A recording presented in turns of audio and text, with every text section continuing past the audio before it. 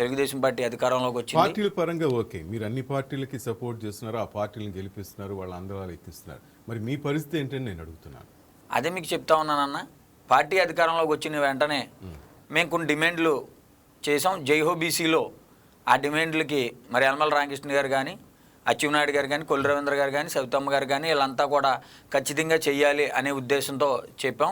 గతంలో ఉన్నటువంటి ఈ పాములు ఆడించుకోవటం, గంగిరెద్దులు ఆడించుకోవటం, మందులు అమ్ముకోవటం, ఇలాగ రకరకాల విత్తుల్లో ఉన్నటువంటి ఈ సంచార జాతులకి మరి వీళ్ళు వయసు రీత్యా వెళ్ళలేని పరిస్థితుల్లో ఉన్నారు. వీళ్ళకి 50 సంవత్సరాలకే పెన్షన్లు ఇవ్వాలని మేము అడగటం జరిగింది. అది కూడా వాళ్ళ పరిగణలోకి తీసుకున్నారు. తప్పనిసరిగా చేద్దామని చెప్పారు. అదేవిధంగా ఏదైతే ఈ కులాలు ఉన్నాయో ఈ రోజుకి కూడా దాడులు జరుగుతున్నాయి. కనీసం 200 మంది రోడ్డు మీద కూర్చోవాలన్నా కూడా అవగాహన లేని పరిస్థితుల్లో ఉన్నారు. మా కులాలను కొట్టినా తిట్టినా పట్టించుకునే నాదులు లేడు. కాబట్టి ఎస్సీ ఎస్టీలకి అట్రాసిటీ ఎలాగైతే ఉందో ఈ ఎంబీసీలకు కూడా అట్రాసిటీ తీసుకురావాలని మేము కోరటం జరిగింది. దాంట్లో భాగంగా నారా చంద్రబాబు నాయుడు గారు ఆలోచించి బీసీ వర్గాలన్నింటి మీద దాడులు జరుగుతున్నాయి. కాబట్టి గత వైఎస్ రాజశేఖర రెడ్డి గారు ఉన్నప్పటి నుంచి, తర్వాత జగన్మోహన్ రెడ్డి గారు వచ్చిన తర్వాత బీసీల మీద విపరీతమైన దాడులు జరగటం, ఆ దాడుల కోసం చంద్రబాబు నాయుడు గారు కానీ లోకేష్ గారు కానీ ఆలోచించి యావత్ ఎంబీసీలకే కాదు బీసీలందరికీ కూడా బీసీ రక్షణ చట్టం తీసుకురావాలనే ఉద్దేశంతో బీసీ రక్షణ చట్టం కూడా ఇస్తామని చెప్పారు. అది కూడా ప్రాసెస్ జరుగుతూ ఉంది.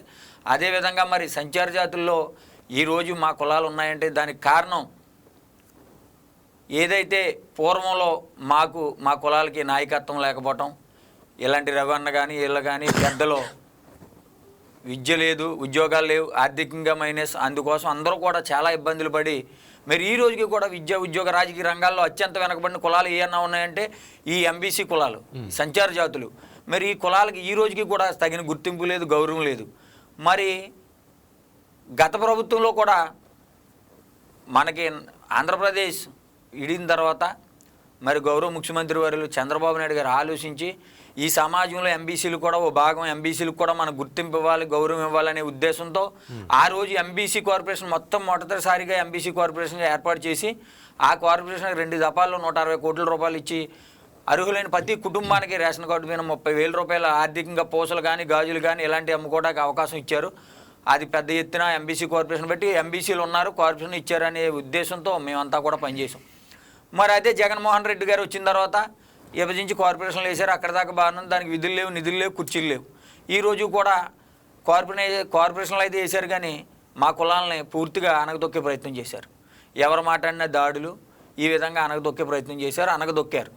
మరి మళ్ళా చంద్రబాబు నాయుడు గారు వచ్చిన తర్వాత పెద్ద ఎత్తున బీసీల్లో అవగాహన తీసుకురావాలి, బీసీలతో పాటు ఎంబీసీలకు కూడా అవకాశాలు ఇవ్వాలనే ఉద్దేశంతో మరి రానున్న రోజుల్లో మా కులాలకు కూడా మంచి అవకాశాలు ఇవ్వబోతున్నారు, ఇస్తారని మేము కోరుకుంటా ఉన్నాం.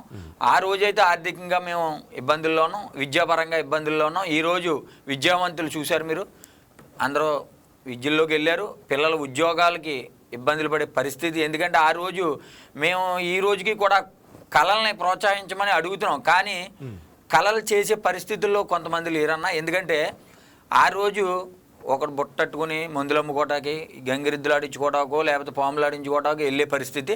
ఈరోజు పిల్లలు అప్డేట్ అయ్యారు, చదువుకున్నారు. ఇప్పుడు అదే కుల వృత్తుల్ని ఎంకరేజ్ చేసి ఆ గంగిరెద్దుల్ని మమ్మల్ని ఆడించుకోమంటారా, ఆ పాముల్ని మమ్మల్ని ఆడించుకోమంటారా? సమాజంలో మాకు గౌరవం లేకుండా లేదు. అందుకోసం మాకు కూడా అన్న చెప్పినట్టు రిజర్వేషన్లు కల్పించి మాకు కూడా రిజర్వేషన్ల కోటాల్లో ఉద్యోగాలు లేకపోతే రాజకీయంగా విద్య ఉద్యోగ రాజకీయ రంగాల్లో మమ్మల్ని ఎదురుకు తీసుకెళ్లాలని మరి మేము కోరుకుంటా ఉన్నాం. అదేవిధంగా ఈ రోజుకి కూడా సంచార జాతులకి ఇల్లు లేని పరిస్థితులు, సరైన ఆధార్ కార్డులు కానీ రేషన్ కార్డులు కానీ లేని పరిస్థితులు. హౌసింగులకి వెళ్ళాలంటే మనం గ్రౌండ్ లెవెల్లో ఎలా ఉంటుందంటే అన్న స్థానిక ఎంపీపీ జడ్పీడీసీ లేకపోతే ఎంపీడీసీ సర్పంచ్ దగ్గరికి వెళ్ళటం, 10 ఇల్లులో 15 ఇల్లులో 5 ఇల్లులో ఉంటాం. ఆడికి వెళ్ళిన తర్వాత సార్ మమ్మల్ని చూడండి సార్ మాకు ఇంటి స్థలం ఇవ్వాలంటే అదే రకంగా ఈ రోజుకి కూడా ఇంటి స్థలాలు లేని పరిస్థితుల్లో, ఇల్లు లేని పరిస్థితుల్లో చాలామంది ఉన్నారన్న. అదేవిధంగా మరి వాళ్ళకి మనం పక్కా గృహాలు కట్టించాలన్నా ఇవన్నీ కూడా ఈ కార్పొరేషన్ ద్వారా సంఘాలకు ఇచ్చి, సంఘాల ద్వారా ఎవరైతే ఈ కులాల్లో ఇబ్బంది పడి ఇంటి స్థలాలు లేని వాళ్ళు ఉన్నారో లేకపోతే అసలే ఆధార్ కార్డులు లేని వాళ్ళు ఉన్నారో వాళ్ళందరికీ మనం న్యాయం చేయాలనే ఉద్దేశంతో కుల సంఘాల మీదో కార్పొరేషన్ మీదో పెడితే కానీ న్యాయం జరగదని. ఎందుకంటే లోకల్గా వీళ్ళు అక్కడ ఉన్నటువంటి నాయకుల్ని డామినేషన్ చేయలేరు. మాకున్న కమ్యూనిటీ వల్ల ఇబ్బందులు, రాజకీయంగా మాలాంటి తిరిగే వాళ్ళకి అనేక రకాల ఇబ్బందుల్లో ఉన్నాం. అలాంటిది ఒక సాధారణ పొద్దున సాయంత్రం కూలి పని చేసుకుని అతను కూడా వెళ్ళి వాళ్ళతో పోరాడాలంటే పోరాడలేడు. పెడితే తింటాం, కొడితే పడతాం అన్నట్టుగా ఉంది మా జాతుల పరిస్థితి. అందుకోసం మేము మా బిడ్డలు చదువుకుంటున్నారు కాబట్టి పెడితే తింటాం, కొడితే పడం అనే స్థాయిలోకి వచ్చాం.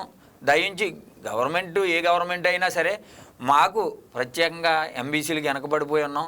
మాకు రక్షణ చట్టం అనేది చాలా ఇంపార్టెంట్. మా పైన దాడులు జరుగుతూ ఉన్నాయి. దాడుల్ని మరి ఖండించాలన్నా మేమంటే అవతల వాళ్ళు కొంచెం ఇబ్బంది పడే పరిస్థితి ఉందా.